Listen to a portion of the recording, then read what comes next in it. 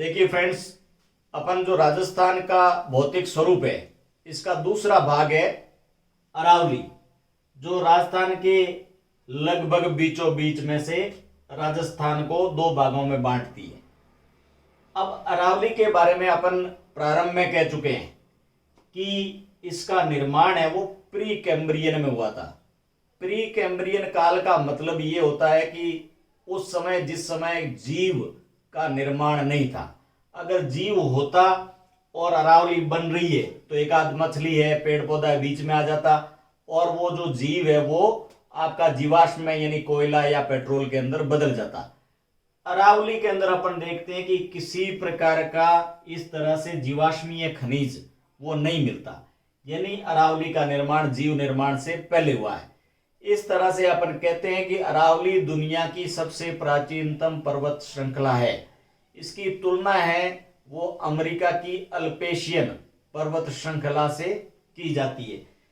अब अरावली का निर्माण कैसे हुआ? एक इंडो ऑस्ट्रेलाइड प्लेट थी, यानी भारत और ऑस्ट्रेलिया वाली प्लेट, ये हिमालय की तरफ दौड़ती है और उधर से जो यूरेशियन प्लेट है यानी यूरोप और एशिया वाली मिली जुली प्लेट, इन दोनों में टक्कर होता है। उसी टक्कर के कारण लास्ट में जाकर हिमालय बनता है, लेकिन शुरुआत के अंदर ये अरावली बनती है।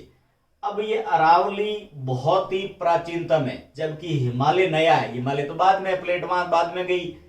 अरावली सबसे प्राचीनतम है, वलित पर्वत श्रृंखला है, प्राचीनतम है, यानी ये अब बिल्कुल इसका अवशिष्ट यानी इसका रेसिडुअल भाग आपके पास में है। इसकी टोटल हाइट देखते हैं तो अपनी टोटल हाइट ऊंचाई, औसत ऊंचाई है वो 930 मीटर है। कहीं पे बहुत ऊंची ऊंची चोटियां हैं, कहीं पे बिल्कुल नीची चोटियां हैं, सबको मिला के और जो औसत ऊंचाई निकली तो 930 मीटर निकली। अब अपन इस अरावली के अंदर देखते हैं कि किस तरह से अपन इसको विभाजित करके और इसका विस्तार से अध्ययन कर सकते हैं। अपन देखते हैं कि एक तो अपन राजनीतिक रूप से कि कौन सा जिला कहां पर है, ये तो अपन राजनीतिक नक्शे में देख के बता सकते हैं, लेकिन भौगोलिक रूप से देखें तो जो भौगोलिक स्थिति है दिशा के आधार पर तय की। अपन दिशा तय करते हैं तो नीचे वाली दिशा होती है वो साउथ होती है नक्शे में, ऊपर होता है वो नॉर्थ होता है, और इस तरफ आगे की तरफ है वो पूर्व, तो पूर्व के सामने पश्चिम। तो जो अरावली की दिशा है वो नीचे की तरफ यानी दक्षिण और इस तरफ हो गया पश्चिम, दोनों के बीच में से रवाना हुई, यानी यहां से दक्षिण पश्चिम से चल के और आगे जा रही है, मींस ये पूर्व और उत्तर के बीच में, यानी दक्षिण पश्चिम से उत्तर पूर्व तक फैली हुई है। अब इसकी फैलावट यहां गुजरात के पालनपुर से ये शुरू होती है और गुजरात से राजस्थान पूरा क्रॉस करके हरियाणा और दिल्ली में ये राष्ट्रपति भवन यानी राष्ट्रपति जी की जो कुर्सी लगी हुई है वो रायसीना हिल, रायसीना पहाड़ी के ऊपर है, वहां तक ये अरावली की फैलावट है। ये कुल लंबाई है वो 692 किलोमीटर है, यानी गुजरात, राजस्थान, हरियाणा और दिल्ली, इन चारों से ये पार्ट होके गुजरती है अरावली। कुल लंबाई होगी 692। इसमें से ये राजस्थान में यहाँ खेड़ ब्रह्मा यानी यहां से शुरू हुई, यहां से होती हुई और झुंझुनू के खेतड़ी तक फैली हुई है, और राजस्थान में इसकी लंबाई होगी 550 किलोमीटर, यानी राजस्थान में इसका हिस्सा है वो लगभग 80% हो गया। अब अपन देखते हैं कि इसका विभाजन कैसे करें। तो एक तो दिशा के आधार पे कीजिए, लेकिन दिशा के आधार पे साथ साथ में आपको सोचना है कि इसमें पत्थर का प्रकार कौन सा है, यानी पत्थर भी देखना है, दिशा भी देखनी है। पत्थर देखें तो यहां पर एक पत्थर है जो दिल्ली के पास में है, यानी जो दिल्ली वाली प्लेट है उससे बना ये भाग है जो ऊपर की तरफ है, यानी उत्तर पूर्व वाली अरावली। अब उत्तर पूर्व वाली अरावली है वो फाइलाइट एवं क्वार्ट्जाइट इस प्रकार की चट्टानों से मिलकर बनी हुई है। ये होगी उत्तर पूर्व में। तो नीचे की तरफ ये क्या होगी? दक्षिणी पश्चिम वाला भाग। तो दक्षिणी पश्चिम वाला भाग किसका है? इसके अंदर अपन देखते हैं कि जालौर तो ग्रेनाइट सिटी है, यानी इसके अंदर मेनली जो ग्रेनाइट प्रकार का चट्टान है वो ज्यादा मिलेगा। फिर देखते हैं बीच में, तो बीच में तो अजमेर में देखते हैं कि मध्य अरावली का भाग है तो कटा फटा भाग है, बिल्कुल यहां से बिल्कुल अरावली है, पत्थर है, छोटी छोटी चट्टानें, कहीं कहीं पे टूटी फूटी पहाड़ियां, और दिशा हो जाती है एकदम यूं उल्टी, यानी यूं इस तरह से ये लंबवत दिशा है, यहां पर आते ही ये अनुप्रस्थ दिशा में हो जाती है। इस कारण से यहाँ बीचों बीच में आपको दर्रे, खूब सारे दर्रे ही दर्रे मिलेंगे। तो दर्रों के कारण से यहाँ पर खूब बिल्कुल अरावली की मोटाई है वो पतली हो गई। सबसे कम मोटाई यहाँ पर अजमेर के आसपास मिलेगी।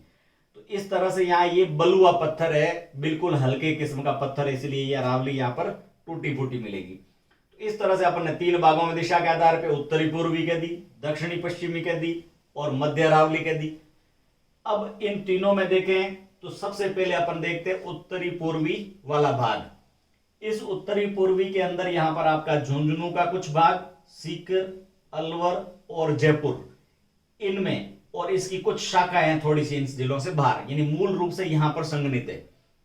अब इस अरावली के अंदर जो फाइलाइट और क्वार्टजाइट पत्थर है, चट्टान है और अलग अलग चोटियां हैं। अब देखो चोटियां में अपन जयपुर में देखते हैं, जयपुर के अंदर नाहरगढ़, जयगढ़, बैराठ की चोटी। उसी तरह से अपन झुंझुनू में देखते हैं बाबाई की चोटी, सीकर में देखते हैं हर्षनाथ की पहाड़ियां, रघुनाथगढ़ की पहाड़ियां। फिर अपन अलवर में देखते हैं खो बैराज की पहाड़ियां हैं, बाला का बालागढ़ की पहाड़ियां हैं। इस तरह से जयपुर के अंदर मनोहरगढ़ की पहाड़ियां हैं। तो ये सब इनकी चोटियां हैं, वो इस उत्तरी पूर्वी अरावली का भाग है। देखिए फ्रेंड्स, अपन रटने वाली चीजें हैं उनका एक मैं अलग से वीडियो बना रहा हूं, ताकि आप जितने भी टिट बिट फैक्ट्स रटना चाहते हैं उनको अच्छी तरह से रट के और क्लियर कर सकें। यहां पर अपन इसको मोटा मोटी ज्योग्राफी के हिसाब से बड़ा उत्तर या किस तरह से छोटे चीजें समझने में काम आती है वो समझ रहे हैं। अब इसके बाद में देखते हैं कि ये जो मध्य अरावली का भाग है, मध्य अरावली का भाग है ये अजमेर और इसके पास वाले भाग इस, यानी अजमेर को पहले बोलते थे अजमेर मेरवाड़ा, तो यहां पर आपको मेरवाड़ा का भाग कहलाता है।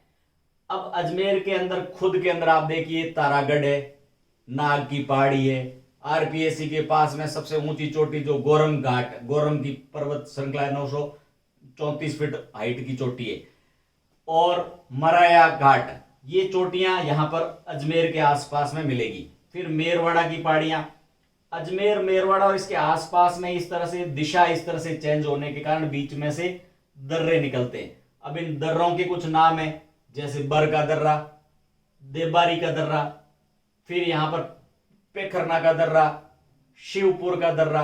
तो ये दर्रे इस तरह से इनके बीचों बीच में से यहां से निकलते हैं। तो ये मध्य अरावली का भाग हो गया।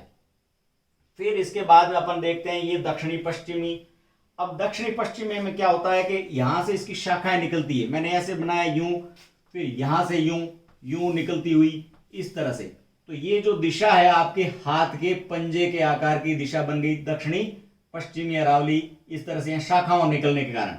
यहाँ अपन शाखाएं देखते हैं तो यहाँ देखते हैं सब जसवंतपुरा की पहाड़ियां हैं, फिर यहाँ पर सिवाना का पत्थर है, नाकोड़ा का पर्वत है, ये इस तरफ निकली, यानी बाड़मेर से, सिरोही से इधर जालोर और बाड़मेर की तरफ। अब अपन जसवंतपुरा, सिवाना, नाकोड़ा, नाकोड़ा का यहाँ पर गोलाकार पत्थर है, ये ग्रेनाइट के हैं सब, इसको 56 की पहाड़ियां कहते हैं। सिवाना का पर्वत है, जसवंतपुरा की पहाड़ियां हैं, ये इस तरह से यहां पर फैली हुई है। ये जसवंतपुरा ये जालौर के अंदर है। अब अपन इस तरफ देखते हैं तो यहां पर इस तरफ से ज्यादा फैलाव डूंगरपुर, बांसवाड़ा के अंदर डूंगरपुर को तो पूरा पहाड़ी नगरी बोलते हैं। फिर यहां से ये कुछ पठारी बाग है, जैसे आगे बोरट का पठार आ जाएगा, बोरट का पठार से आगे ये भीलवाड़ा के अंदर चलता हुआ बीजासन मांडलगढ़ तक फैला हुआ है। फिर इसकी एक आगे शाखा है वो बूंदी, बूंदी में आडावाला पर्वत तक जाती है। यानी इस तरह से इस दक्षिणी पश्चिमी का भाग है वो हाथ के पंजे की तरफ पूरा फैल गया। इसी के बीचों बीच में भी आपको बहुत सारी चोटियों के अलावा दर्रे भी मिलेंगे। दर्रों के नाम है जैसे सोमेश्वर का दर्रा, हाथीगुड़ा, ये दर्रा। इस तरह के दर्रे आपको दक्षिणी पश्चिमी अरावली के भाग के रूप में मिलेंगे। यहां पर आपको चोटियां, मैंने आपको पहले कहा कि अरावली इस तरफ से ऊंची है और उधर नीची है, तो यहां पर ऊंची ऊंची चोटियां वो सब की सब यहां पर दक्षिणी पश्चिमी अरावली के अंदर मिलेगी। जैसे सबसे राजस्थान की ऊंची चोटी जिसको संतों का टीला गुरु शिखर यानी सागर माथा कहते हैं, ये 1722 मीटर ऊंची है और माउंट आबू में स्थित है। अब इस चोटी के अलावा देखिए जैसे दूसरी गुरु से जरा आशा रखो, यानी गुरु शिखर, शेर, जरगा, अचलगढ़, और रघुनाथगढ़, ये चोटियां 5 ऊंची चोटियां हैं। लेकिन यहां पर देखिए गुरु शिखर, शेर, शेर के बाद में जरगा और रागा की, शेर जरगा रागा, ये सिरोही से इधर आप डूंगरपुर और उदयपुर, इन तीनों के त्रिकोण के बीच में, यानी यहां पर ये डूंगरपुर आ जाएगा, डूंगरपुर, सिरोही और उदयपुर, इन दोनों तीनों के त्रिकोण के बीच में जरगा और रागा, इनका जो आदिवासी क्षेत्र है जिसको देश हरो कहते हैं, बहुत ही दुर्गम्य क्षेत्र है, वो पड़ता है यहाँ पर। इससे थोड़ा आगे जाते हैं तो गोगुंदा का जो पठारी भाग है जिसको बोलते हैं भोरट का पठार, वो मिलता है। फिर उदयपुर के चारों तरफ जो तस्त्रीनुमा, यानी ये इस तरह से एक मेखला बनाता है, चारों तरफ का जो तस्त्रीनुमा भाग होता है जिसको गिरवा कहते हैं। उसी तरह से तेज एकदम ढलान का उबड़ खाबड़ भाग होता है जिसको भाकरी कहते हैं लोकल भाषा के अंदर। फिर यहां पर उदयपुर के आसपास ही जहां मोतीलाल तेजावत ने कृषि आंदोलन किया था, जो लसाड़िया का पठार है वो मिलेगा यहाँ पर। उसी तरह से मांडलगढ़ में आगे, मांडलगढ़ में बीजासन का पहाड़ मिलेगा, पठारी भाग मिलेगा, भीलवाड़ा का अधिकतर भाग ही पठारी है। फिर अपन देखते हैं कि यहाँ पर इसकी एक शाखा है वो बूंदी तक जाती है, तो बूंदी में इसका नाम हो जाएगा आडावाला पर्वत। तो इस तरह से इस दक्षिणी पश्चिमी अरावली के अंदर कई सारे पठार है, दर्रे हैं, ऊंची ऊंची चोटियां हैं। अब अपन पूरी अरावली को अगर एक साथ में पढ़ने के देखें तो 3 भागों में पहले आपको बांटनी है दिशा के आधार पे, उत्तरी पूर्वी होगी, मध्य होगी, दक्षिणी पश्चिमी होगी। फिर सब के अंदर आपको क्या है, ऊंची ऊंची चोटियां दिखाओ। फिर चोटियां दिखाने के साथ में आप कहीं न कहीं जो दर्रे हैं बीच में वो दिखाओ, पठारी भाग दिखाओ। इस तरह से आपको अरावली वर्णन करना है तो पत्थर बताना पड़ेगा, यहाँ ग्रेनाइट है, यहाँ बलुआ पत्थर, इधर फाइलाइट क्वार्टजाइट है, तो पत्थर का प्रकार बताओ, ये सब दिखाते हैं। फिर यहां से कुछ नदियों का उद्भव होता है, जैसे खमनोर की पहाड़ियों से देखेंगे आगे अपन, बनास नदी निकलती है, इधर जाते हैं तो ये सारी जितनी भी पश्चिमी बनास है, यहाँ पर साबरमती है, जो सोम, माही, जाखम, ये सब नदियां इस अरावली की पहाड़ियों से निकलती है। तो इन नदियों का उद्गम स्तंभ और सब ये अपने को अलग से चैप्टर में पढ़ने हैं। इस तरह से अपन है अरावली है वो मोटा मोटी तौर पे ज्योग्राफिकली कर सकते हैं।